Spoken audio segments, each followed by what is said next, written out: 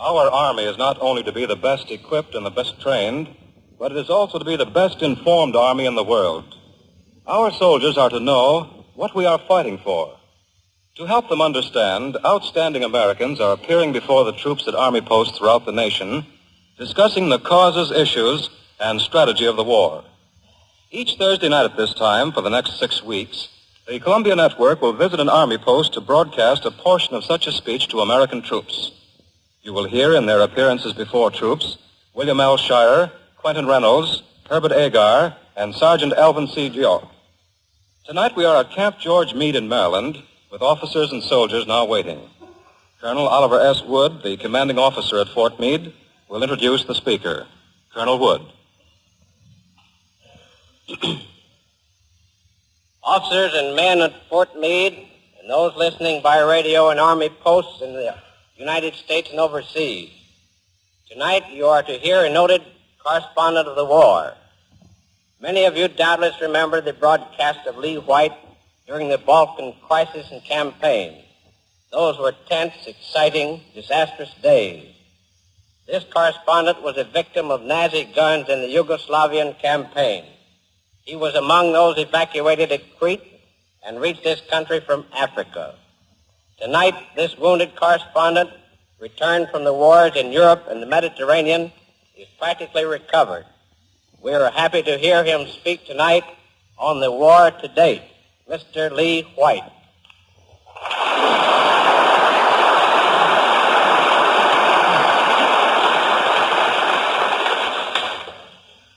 It's strange that I should have been, of all correspondents, the one selected to talk to you about the war from Pearl Harbor to the present. For I was in Europe for 5 years and only managed to return to the United States on October 11th, 7 weeks before that fateful date. Since then, I have spent most of my time in the hospital, recovering from a wound I received in Greece a year ago. Until recently, I was shut off entirely from the outside world. Now I am addressing you here at Fort Meade, the first group of American soldiers I've set my eyes on since I returned to this country. I can't tell you much about America's war effort since Pearl Harbor, that is the American phase of it, but I can tell you what our entry into the war since Pearl Harbor has meant to the majority of Europeans. As we all know, this war did not begin on December 7th, not even for Americans. This war began 10 years ago, in January 1932, when Japan invaded China. 3 years later, in December 1934, Italy invaded Abyssinia. And the unwillingness of the great powers to apply sanctions destroyed the League of Nations. And whether we as Americans liked it or not, the League was the nearest approach the world has ever made to some international system of law and order.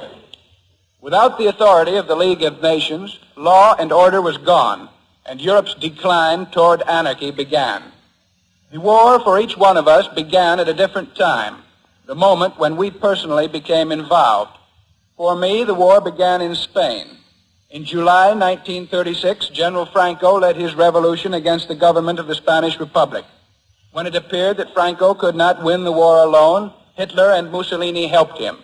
Before the war was over in March 1939, most of the world had begun to realize that it was no civil war, no fight between nationalists and Reds, as many people tried to make us believe, but a Nazi, fascist invasion of a country whose government was very much like ours. China was 6,000 miles away. So was Abyssinia. Spain was much closer to home. Before the war in Spain was over, Hitler had taken Austria. Then he invaded Czechoslovakia, then Poland. And with the chronology of the war since then, we are all bitterly familiar. Every country which has been at war with Germany, Italy, and Japan, from China through Abyssinia and Spain, up to and including the United States, has been fighting for the same thing: freedom, national freedom. I will not attempt to call freedom democracy, for they are not the same. Freedom breeds democracy. Democracy cannot exist without it. All of our allies in the present struggle are fighting for freedom of one sort or another. Some of them may not have been lucky enough to enjoy the sort of democracy we have here in America. Some of them may not have even been able to enjoy freedom. And without freedom, there is nothing.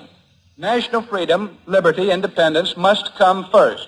Then all the other freedoms follow, one after the other, until democracy is finally achieved.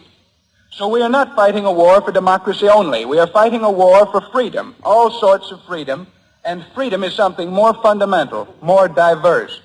President Roosevelt, in a press conference last week, called for a new name for the Second World War. I suggest we call it the War for Freedom.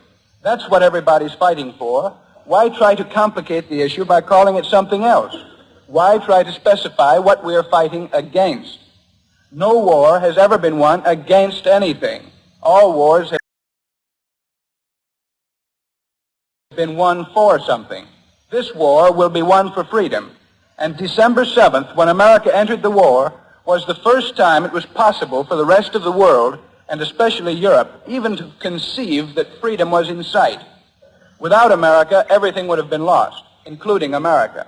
With America, everything is possible. We haven't done much yet. We haven't had time. The American people, the American nation, is a gigantic organism. We're like the dinosaur. Somebody once investigated the nervous structure of the dinosaur and found that that animal was so sluggish that if he were hit over the head, it would take him several hours, or maybe it was days or weeks or months to wake up to the fact that he had been hit. I think most of us here tonight know how hard hit we were at Pearl Harbor. But a lot of us, especially the civilians, are only just beginning to realize it. They will wake up. Before this war is over, everybody will be so waked up he will never be able to sleep again. And that is going to be a good thing. For until America gets excited about the future of the world has no future. The future is ours. Pearl Harbor and what has happened since, for me, has been the beginning of the end of the war. The war that began in China 10 years ago. This is a European point of view. But I have been living in Europe almost continuously for 5 years, and I have come to appreciate America as only Europeans can. I doubt if many Americans think of America in just that way. We're all so used to America here that we lose sight of what we mean to the rest of the world. The great influence that we have in countries some of us have never even heard of. The great hope we represent to the peoples of every other nation. As I say, this war began for me when I first arrived in Spain, and I have been living and breathing this war personally and professionally ever since. It's funny when I think of it. I was a pacifist back in 1937, yet I went to the war in Spain, and I've never been quite the same since. I learned there a lot of things from those soldiers who fought for 33 long months, without airplanes, without artillery, without uniforms, most of them, against all the modern electrically fired batteries and bombers and machine guns of the Germans and the Italians. I was working for the Daily Express of London at that time. I used to visit the front-line trenches almost every day when a battle was going on, and every time I did, those ragged troops used to ask me, when is England going to help us? I knew, of course, that nobody was going to help them then. Sometimes I used to avoid the issue by saying, I'm not an Englishman, I'm just an American working for an English paper. Then those Spaniards would say, but when is America going to help us? America's a great democracy, too. Doesn't America realize we're fighting the war for America because we want to be like America? There used to be a lot of talk about the part the Russians played in Spain. Russia was an ally of the Republic, just as Germany and Italy were the allies of the Spanish fascists. That made the Spanish Republicans Reds, though for some reason it never made the Spanish fascists fascists. By the same token, we Americans would be Reds today, merely because Russia is our ally. The Spanish Republicans were not Russians. They were merely Spaniards fighting for their national freedom. They admired Russia for helping them, just as we admire Russia for the fight she is putting up against our common enemies today. But those Spaniards admired America more than they ever admired Russia, and they admired us even when we did not help them, and that's a greater tribute. All of my Spanish friends, no matter what they called themselves politically, were so full of admiration for America that I began to admire us too. I never really appreciated America until I went to Spain. I never realized what the word America meant to most Europeans. Since then, I have lived in France, Hungary, Romania, Bulgaria, Yugoslavia, and Greece. And everywhere it was the same. America. Not Russia, not Germany, not any other country. America was the hope of the world. I remember a certain day in Budapest, Hungary, a country which is now one of our enemies. The day was November 4th, 1940. Mr. Roosevelt had just been reelected President of the United States. The people in Budapest were probably more excited about the outcome of the election than most of us back home. It was embarrassing for me. Everywhere I went, in the cafes where I was known, not by name, of course, merely as an American correspondent, the people literally cheered and applauded me because I was an American. Some of them even had the daring to call out, "Long live America, long live Roosevelt." What I'm not trying to emphasize is not that Mr. Roosevelt defeated Mr. Wilkie. That's not important, and anyway, I admire Mr. Wilkie just as much as the president does himself. What I'm trying to emphasize is that in Nazi-dominated Budapest, despite the censored press that painted Mr. Roosevelt as an ogre, despite the spies of the Gestapo and the police, the people dared to cheer America because they felt that only America could save them. I shall never forget another day in Belgrade, Yugoslavia, a country which is one of our loyalist allies in this war. That day was March 27, 1941. The fascist government of Premier Cvetkovic, the man who would have sold Yugoslavia to Hitler, had just been overthrown. General Simovic, the present prime minister, had just led a successful coup d'etat and installed King Peter on the throne. The people were overcome with joy. For weeks they had been wearing the Union Jack and the stars and stripes in their lapels and playing Tipperary against the laws of their government and in the faces of the German tourists. There was a patriotic demonstration that day, but beside the Yugoslav flag, those patriots voluntarily and without asking anyone's permission raised the English flag on one side and the American flag on the other.